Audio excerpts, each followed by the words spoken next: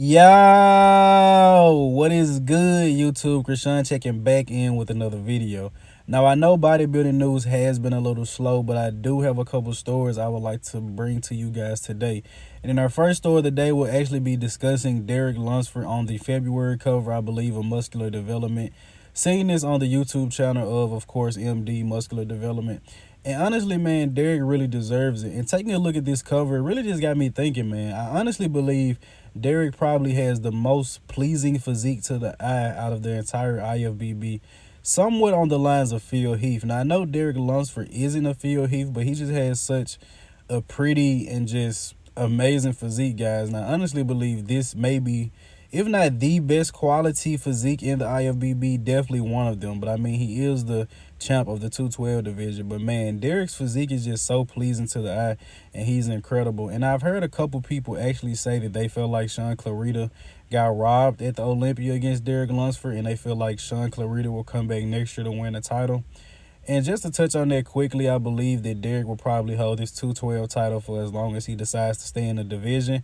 You guys know that he's working with Honey Rambai, who is the coach of Phil Heath and Heidi Chupin. So as long as Derek decides to stay in his division, I'm pretty sure he's going to dominate it. I do love Sean Clarita, though, but big shout out to Derek getting on the Muscular Development cover, man. He definitely deserves it.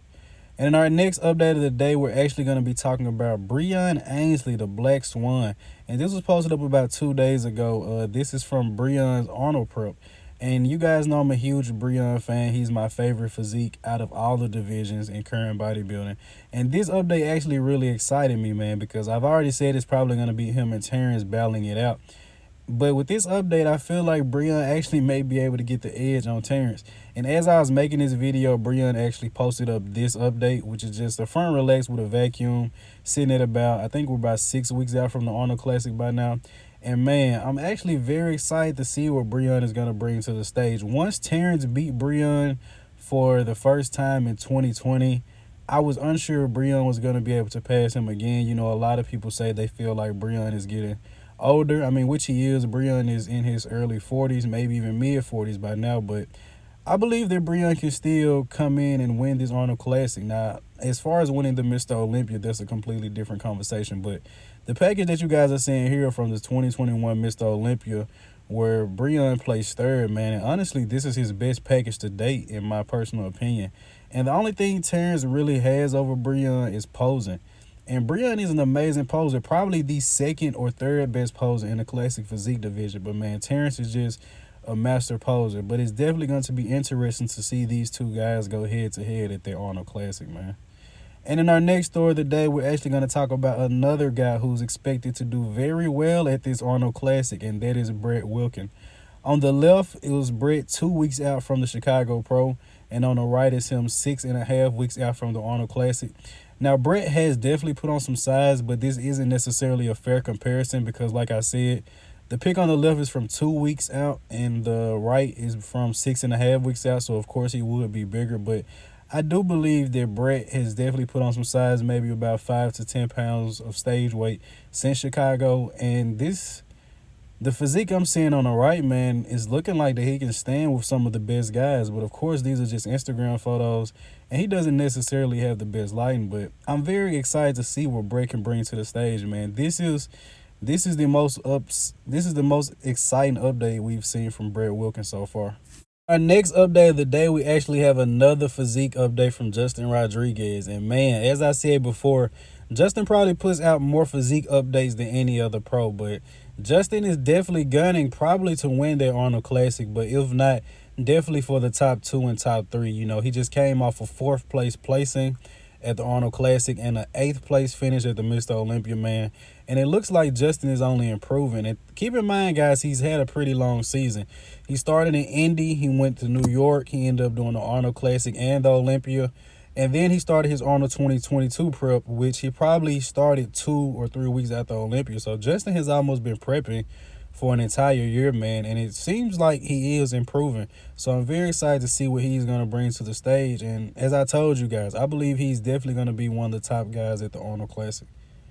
And in our next update of the day, we actually have some photos of Hunter Labrada. Now, these aren't recent, but Hunter posted these up a couple of days ago. These were from the Saturday of the Mr. Olympia show.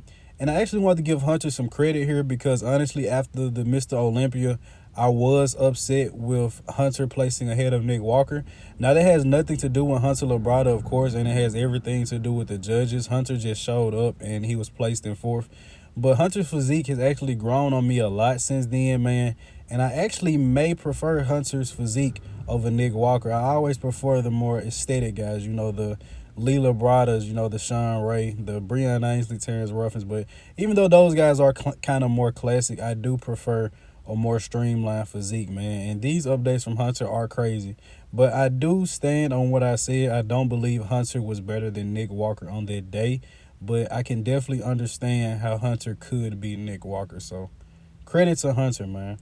And our next update of the day, we're going to be talking about Vlad Suaruco. I believe this is how you pronounce his name. This guy trains over at Oxygen Gyms, I believe. I've seen him working out with Rolly Winkler, and he's up and coming. He's a young guy. He's in his 20s, man, and I always see him posting up some crazy updates. And I don't think I've talked about him on the channel yet. If you guys do not know, he placed behind Nathan Diasha and Rolly Winkler at the Europa Pro or the Europa Spain, and he arguably could have beat Rolly Winkler. Very arguably, because as you guys know, Rolly wasn't nailing his conditioning throughout the season. But this guy definitely posts some crazy photos on Instagram. Not taking anything away from him.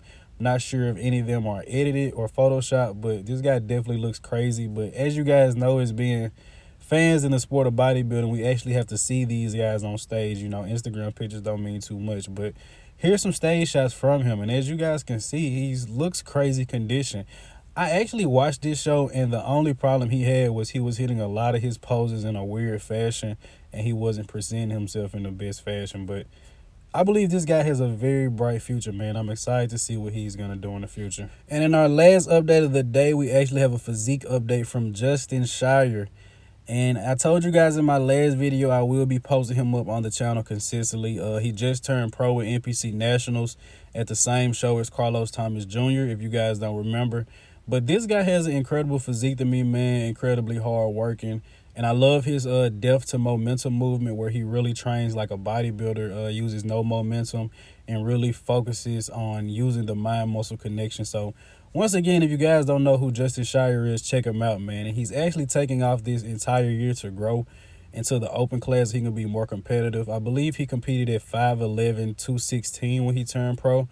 So competing with some of the guys, like I always compare him to Rafa Brandao or Samson Dowda. I know Rafa is upwards of 255, Samson 280, but just the kind of ballpark, he may have to be up around 230 or 240 to be competitive, but who knows, man. But he's taking the entire season off to grow, so that's the best thing, and I'm excited to see what this guy can do in the future. And you will be seeing him up on the channel a lot. But I hope you guys did indeed enjoy this video, man. Bodybuilding news is so slow. But I am open to ideas if you guys would like to see any videos in specific, if you guys have any stories. If you guys want to see any specific comparisons, you can put them down in the comment section below. As always, like the video if you haven't, sub to the channel. And for when I'm not posting on YouTube, I actually post on my Instagram pretty consistently. So if you guys make it this far, you guys are definitely real subs, man. Follow me over at One Goat Fitness to get updates from when I'm not posting on YouTube. I'm out.